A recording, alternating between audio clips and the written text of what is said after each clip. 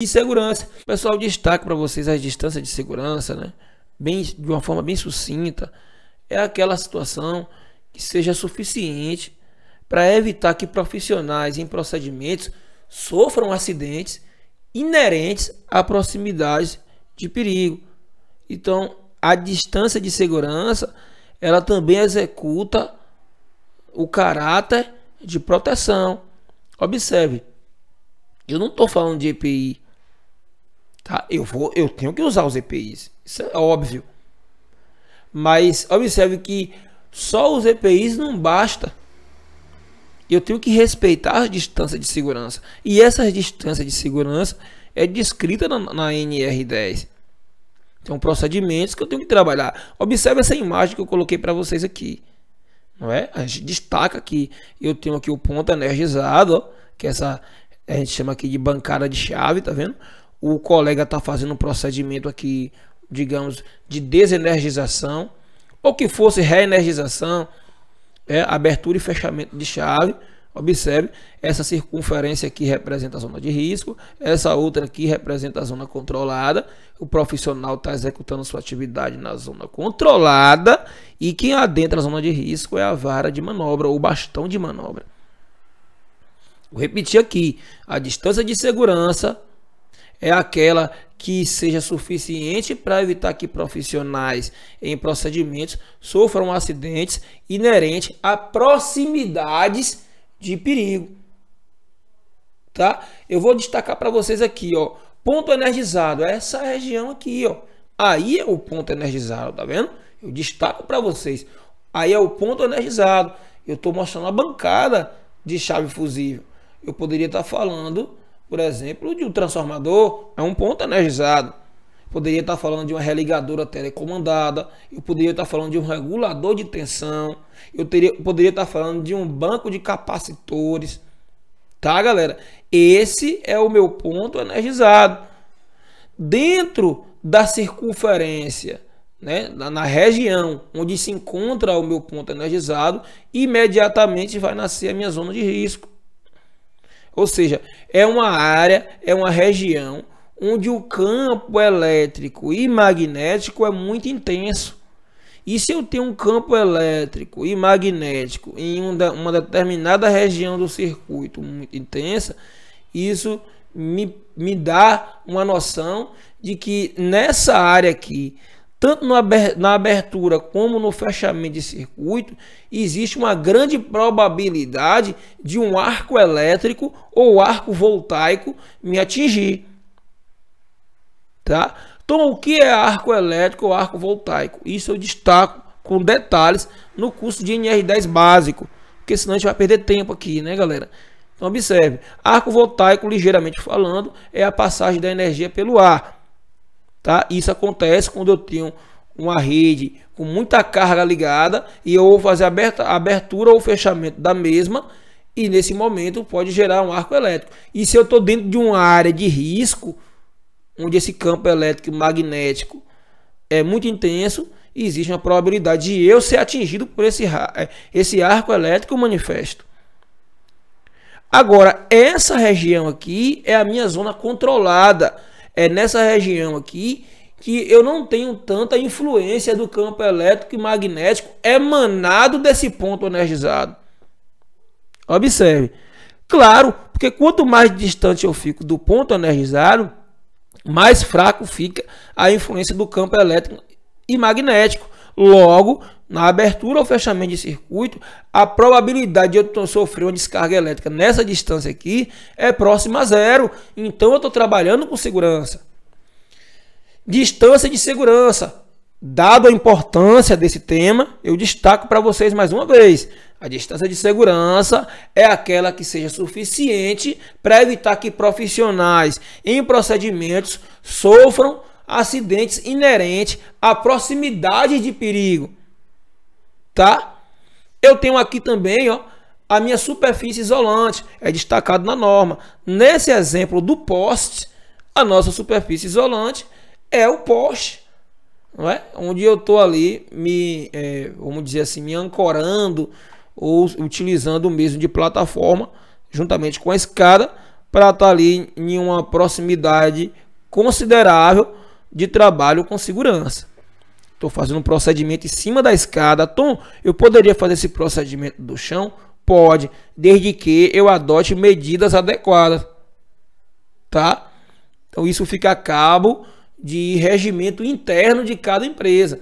A norma NR10 ela deixa aberto isso, porque cada realidade é uma, tá? Então a concessionária no estado onde você mora, ela permite você fazer manobra do chão. Então isso tem que ser averiguado com os procedimentos internos específicos daquela organização, daquela concessionária, daquela empresa, tá? Mas existe procedimento feito do chão ao invés da escada? Existe. Você pode usar a plataforma de fibra, você pode estar usando a banqueta isolante. Então depende do procedimento. Geralmente se faz da escada mesmo, mas eu posso fazer outros procedimentos para realizar a mesma atividade. E ZL, galera, é minha zona livre. É essa parte, a parte da rua por onde você passa, que você anda tranquilamente. Então é chamado de zona livre. Destaco também para vocês que a zona controlada ela é restrita a trabalhadores autorizados. Galera, atividade na rede, olha só, estou falando de zona controlada, nem zona de risco é. Atividade na zona controlada ela é restrita a trabalhadores autorizados. O que a norma está querendo me dizer com isso? Que não basta eu ser eletricista, eu ter experiência no ramo. Eu preciso estar autorizado para fazer isso. E observe que se eu tenho autorização para executar a atividade naquela instalação, pressupõe que eu tenho conhecimento técnico para tal. Mas o fato de eu ter conhecimento técnico não quer dizer que eu estou autorizado. Então, logo, a palavra autorização, ela suplanta experiência dentro desse contexto. Tá? Porque dentro da autorização já está a experiência, o conhecimento. Mas dentro do conhecimento, muitas vezes não está presente a autorização.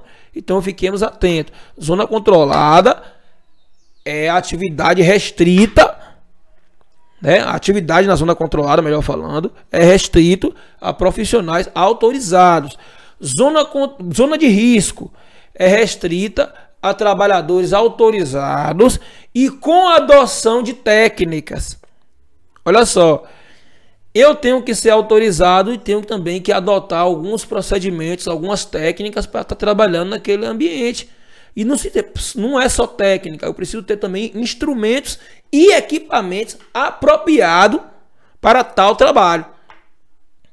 Então, entenda, zona controlada, eu preciso ser autorizado. Zona de risco, eu preciso ser um trabalhador autorizado, bem como adotar técnicas e instrumentos, equipamentos apropriados ao trabalho. Aí, dentro da zona de risco, nessas configurações, eu consigo trabalhar com segurança, tá? Eu creio que isso deva ter ficado claro, mas eu continuo nesse tema destacando outras condições. Essas distâncias, quais seriam essas distâncias? Tá no anexo 2 da NR. Aí a tabela, né, galera, de raios, de delimitações de zonas, essas zonas de risco, né, que vai fazer ali para a gente estar controlando a nossa atividade. Então eu tenho zona de risco, zona controlada e zona livre. Olha só essa coluna aqui. Faixa de tensão nominal da instalação elétrica em kV, ou seja, em 1000 volts, em kV, tá? No segunda coluna eu tenho um raio de delimitação entre zona de risco e zona controlada, e é dado em metros. E eu tenho a ZC, que é o raio de delimitação entre a zona controlada e livre, em também metros. Aqui do lado você tem a representação dessa tabela, né? Aqui, ó, ZR, zona de risco, tá vendo? Eu tenho aqui, ó, o RR, ó, o raio de delimitação entre a zona de risco e a zona controlada, tá vendo? E aqui eu tenho o ZC, que é o raio de delimitação entre a zona controlada e a zona livre. E eu destaco para vocês, olha só, menor que 1000 volts, Qual é a distância ali no raio de delimitação de zona de risco e zona controlada? 20 centímetros, tá? Eu estou falando de uma tensão menor que 1000 volts. Então, uma distância de 20 centímetros já me dá a garantia de trabalho seguro. Já o raio de delimitação entre zona controlada e zona livre me diz que nessas condições de tensões abaixo de 1000 volts, para me trabalhar na zona controlada, a limitação entre a zona controlada e a zona livre é de 70 centímetros. Galera, essa tabela aqui está me falando sobre a área, né, de interseção, né, a área de delimitação. Qual a distância que delimita a zona de risco para a zona controlada?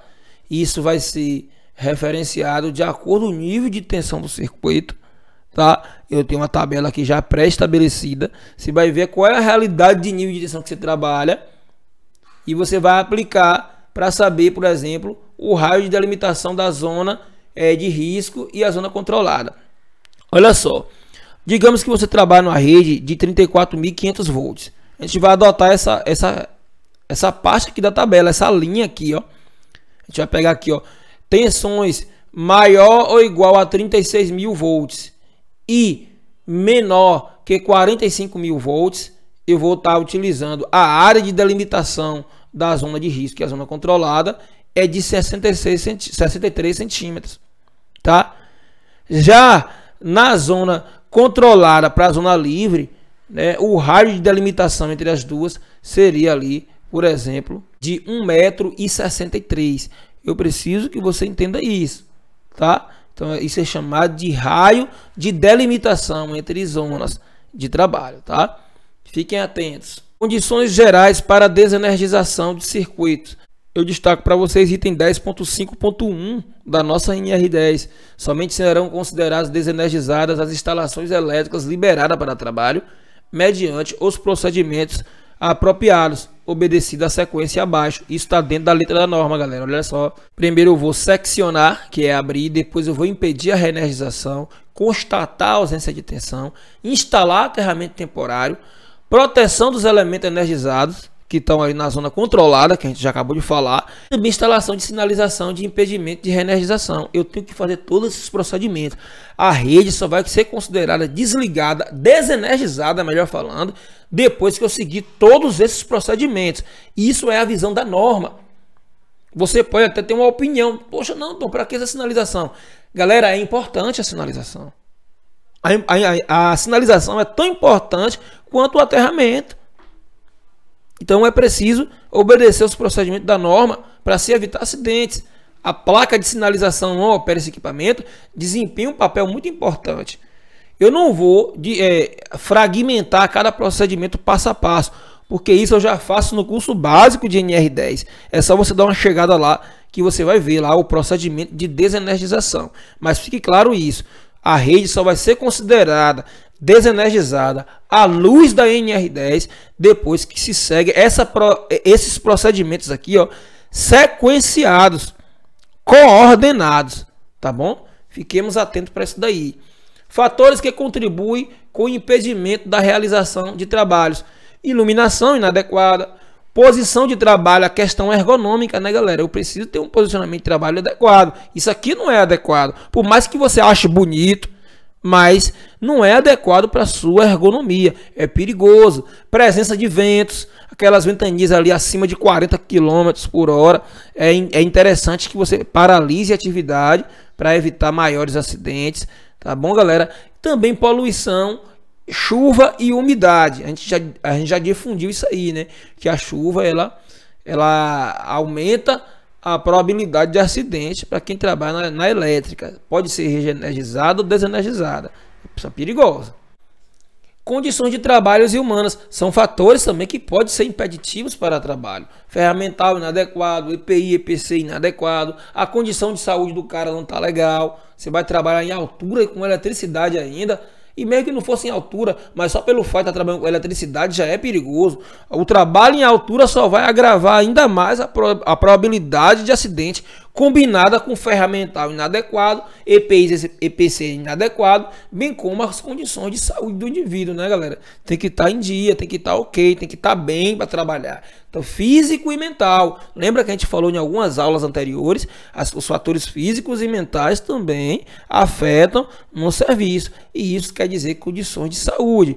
Saúde e uso de medicamentos. É muito importante que a saúde física e mental dos trabalhadores a serem ali autorizados naquela empreitada ali com eletricidade seja realizado por médico do trabalho, que é o cara que vai estar diretamente envolvido com a realidade do dia a dia do profissional. Ele vai dar um diagnóstico melhor e vai dar um acompanhamento melhor para o profissional. E isso, é claro, obedecendo os preceitos médicos estipulados por protocolo específico. Existe um protocolo específico para cada realidade, mas aí o médico, tanto o coordenador como o médico examinador, ele pode estar fazendo isso aí com bastante desenvoltura. Fiquemos atentos aí. Sua saúde, medicamentos, e tudo isso é importante porque pode afetar na sua integridade, né? No caso de medicamentos, ele pode afetar ali de forma momentânea, né? Algum efeito colateral. E isso tem que ser acompanhado pelo esse médico do trabalho. Trabalho individual, galera. A NR10, no seu item 10.7.3, diz o seguinte: os serviços e instalações elétricas energizadas em alta tensão, no caso também média tensão, né? Bem como aqueles executados no CEP, pronto, o que é CEP? Geração, transmissão, distribuição e consumo, ou mesmo medição, né, que é chamado consumo em alguma literatura, é chamado de medição. Então, o que é que o texto diz? Que o serviço realizado nas instalações elétricas energizadas em alta tensão, bem como em qualquer setor do CEP, né, não pode ser realizada de forma individual. Ou seja, nenhum trabalhador no CEP, em qualquer área, pode estar executando sua atividade sozinho. Você entende, minha galera? Então, você no mínimo vai trabalhar em dupla. No mínimo, você vai trabalhar em dupla. Se você estiver trabalhando sozinho, tá errado. Se acontecer um acidente, um mal súbito, um desmaio, quem vai te socorrer? Quem? E também o colega é chamado de guardião da vida aqui na Bahia, né? O homem solo. Ele vai estar te auxiliando nos procedimentos lá na altura que você não está enxergando. Ele vai estar te auxiliando de outras formas. Então não se trabalha sozinho no CEP, tá? Isso é por força de norma. A norma exige isso daí. Tá o item aí, é só você pesquisar mais, caso julgue necessário. Pessoal, vou ficando por aqui. Observe que é um material tranquilo, é um material gostoso aqui no nosso CEP, né? Sistema elétrico de potência. Para esse vídeo não ficar muito extenso, né? A gente finaliza agora. E no nosso episódio de número 4, estarei trazendo para vocês riscos típicos no CEP e sua prevenção, né? Será o nosso episódio 4. Eu vou ficando por aqui, sempre com o oferecimento dela. Segue Vita! Segurança, vida e trabalho.